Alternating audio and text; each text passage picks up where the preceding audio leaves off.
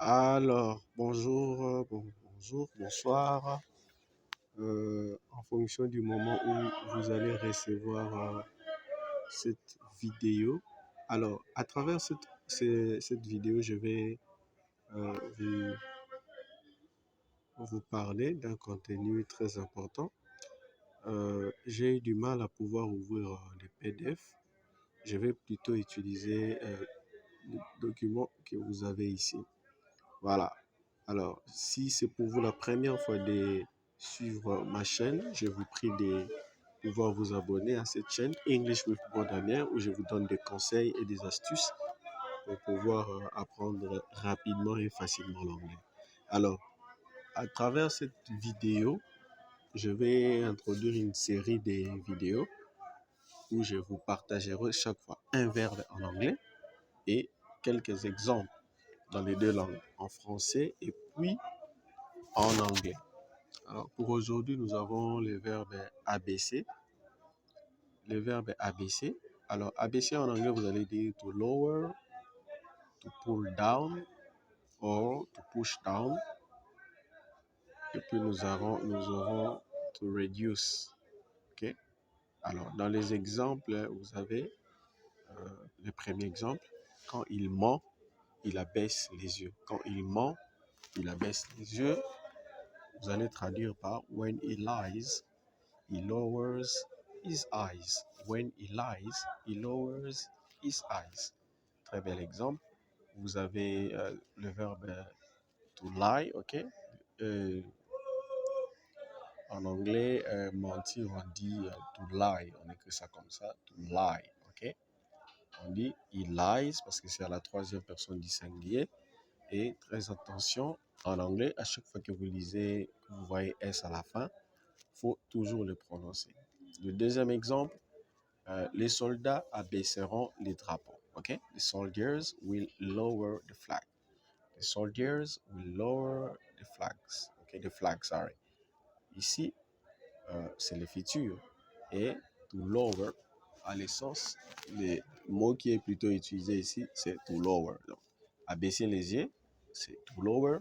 Abaisser les drapeaux ou abaisser quelque chose, c'est toujours to lower. OK? Il faut que tu abaisses la fenêtre. You have to lower the window. You have to lower the window. OK? You have to lower the window. Have to, c'est une alternative à must lorsqu'il n'y a pas vraiment une obligation à 100%. You have to lower the window.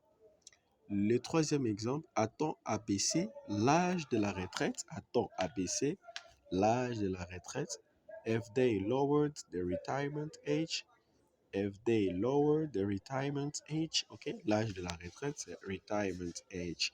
OK? Et vous voyez ici, on est traduit ici par they. OK? They. On, souvent, on va traduire ça en anglais par they ou one.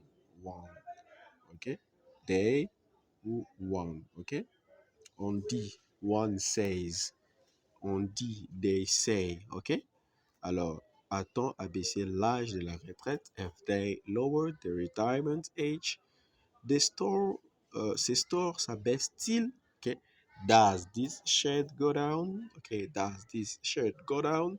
Ici, le verbe qui est utilisé, c'est to go down, to gear down. Okay. To go down. Le sixième exemple, il ne s'abaisserait jamais à faire ce travail. He would never stoop so low as to do that work.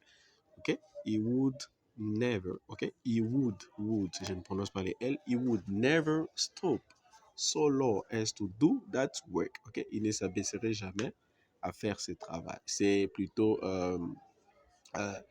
to stoop so low as to. OK? C'est une configuration que vous pouvez retenir. C'est ne pas s'abaisser, jusqu'à faire quelque chose. OK? He would never stoop so low as to do that work. It was incredible that the unemployment rate went down. It was incredible that the unemployment rate went down. To go down, une fois de plus, ici au passé. Il était incroyable que le taux de chômage se soit abaissé. Le taux de chômage, c'est unemployment rate. Se soit abaissé, went down. Alors, notez que, comme on l'a dit, is a reflexive verb, s'abaisser, ok? Un verbe est réflexif et reflexive verb, on peut dire to humble oneself, ok? S'humilier, par exemple, je m'humilie, I humble myself, ok? To drop, ok? To fall, to get down, ok? On dit s'abaisser uses the flexive pronoun comme mais, que, c'est, et puis nous. Nous et puis vous, as well as the helping verb. Et puis le verbe être dans les temps composés. Vous avez l'exemple avec la phrase 5, 6 et 7 qui démontre cette utilisation du verbe abaissé comme un verbe pronominal et reflexive verb. Ok. Voilà. Donc, je vous demanderai de vous abonner à ma chaîne si vous ne l'avez pas encore fait. Très important. Et la prochaine fois, je vais publier un autre verbe. Alors, si vous avez aimé ça, je vous prie de pouvoir vous abonner à ma chaîne, à liker. Laissez-moi un commentaire sur vos différentes observations en rapport avec tout ce que je fais ici. Merci beaucoup. À la prochaine.